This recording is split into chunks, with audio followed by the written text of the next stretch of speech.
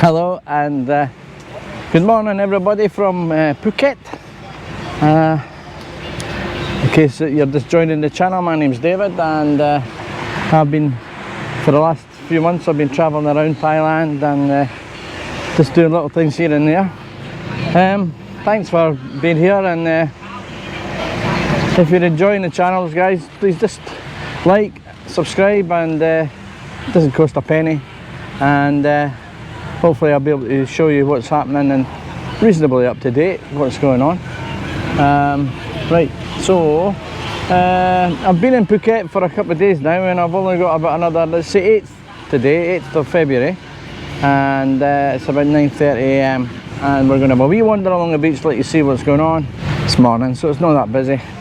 In the afternoons it's still good because you're not having to negotiate you know, people's towels and people sitting around like what it was like in the peak time. Anyway, let's have a wee look around. So there we are, and this is a good kilometre.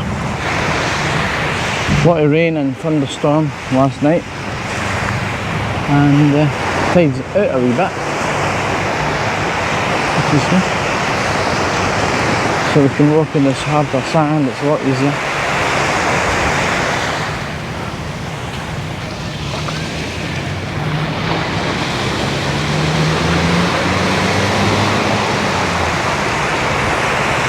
So it's quite common for people to use this area as exercise in the morning. Anyway, came up to the pathway. And of course I've only walked a little bit of the beach this morning, and if there's anything that you want me to show you or anything that I can do for you, leave a wee question in the comments and let's go along the walkway. Further back on the other side there's lots of food stalls, and you can go up to the stall, order a little meal, maybe get it for 100-150 baht.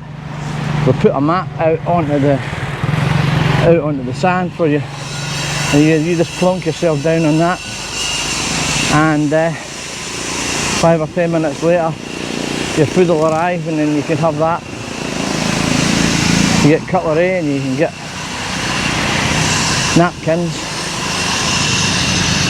and then when you're finished you just pay your money and walk away, and they'll clear it up after you. So it's nice for lunch. I like it for lunch, but if you're more intimate and prefer a restaurant, then there's plenty of restaurants around. But I think the street food's great here.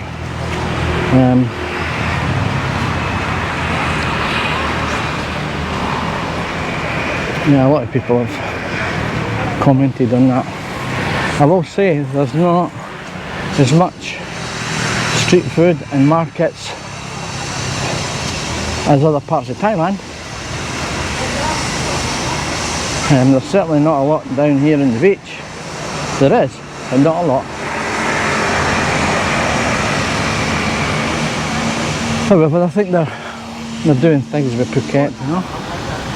Patong Beach, Phuket, Thailand.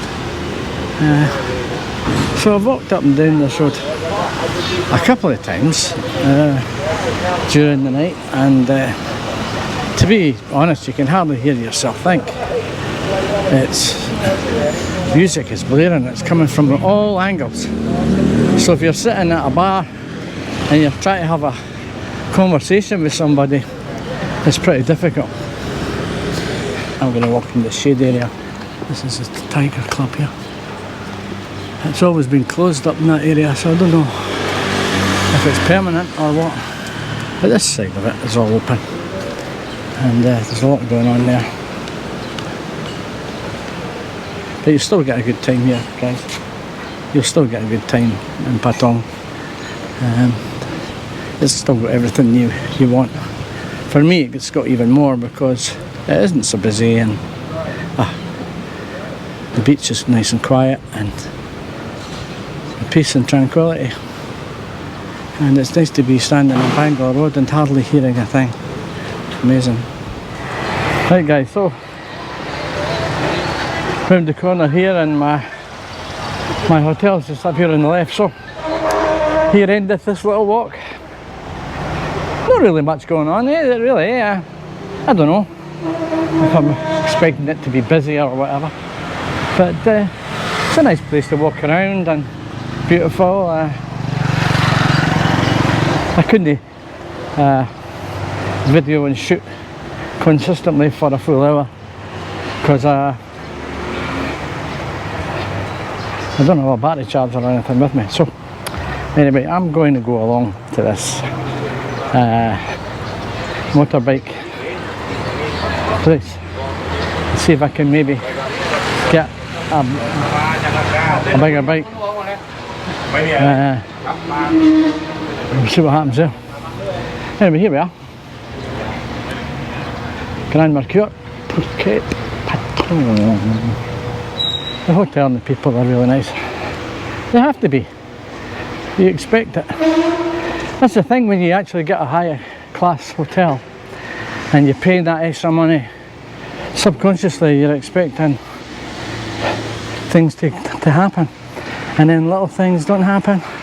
It makes a difference. Things that you would never normally worry about if you were in a, say, a 3-star or a 2-star guest house apartment or whatever. You know, I've stayed in some places that you would have to raise your eyebrows at, and it's been like 500 baht for the one night type of thing. Well, this place is just over 4,000 baht a night, and well,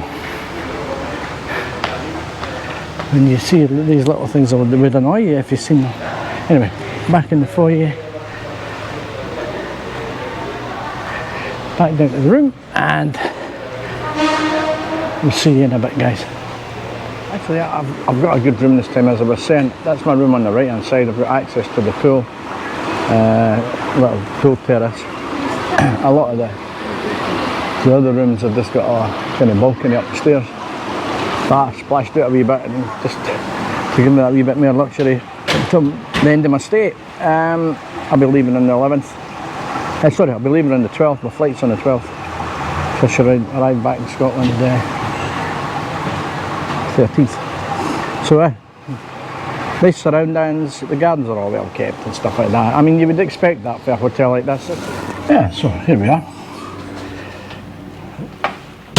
Room's very nice, modern, clean, and you know, the usual shower and bathroom and toilet facilities and all the bells and whistles that you would expect. The bed's super comfortable.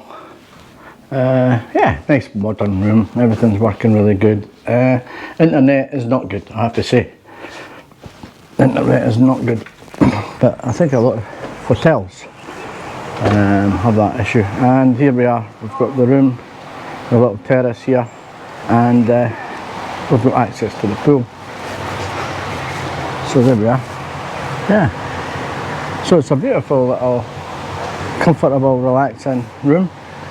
The hotel itself is, I don't know, maybe people would call it 5-star, sorry. 5-star? Well, maybe the hotel and the surroundings and that look 5-star, but I have to say I had to wait for breakfast this morning. I wasn't happy with that. I mean, I'm talking about waiting. People were in front of me, standing with their hands on their hips, shaking their head. Now, I've been in a lot lesser hotels, guys, and I've seen people, and there's never been any of this waiting stuff, and even that was a self-service. You didn't even wait at a self-service buffet style breakfast. However, the lady's saying she's tolerant to find tables.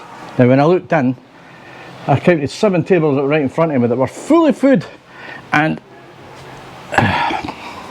so the staff issue, definitely. People not cleaning the tables fast enough, or not enough people to do the job. So that caused a wee bit of a headache for people who were just sitting waiting. Not good. So that was a wee bit of a downer. And if I was to be honest with you, yesterday, that was the first time I ever went for breakfast. I've been here 2 days, and the first time I walked round in the morning, I thought I'd skip breakfast. I was wondering why there was a queue outside the door, so this isn't just a thing that just happened at that particular moment. Okay, so I've just planked myself down on this bed, and like I say, I'm going to have a little swim for a few minutes and cool down and sit back here again and have a wee siesta for a while. Sounds like luxury because it is. Anyway, well, contemplate, David, you've only got another 6 days to go back to bonnie Scotland, grey skies, depression, freezing cold, back to work.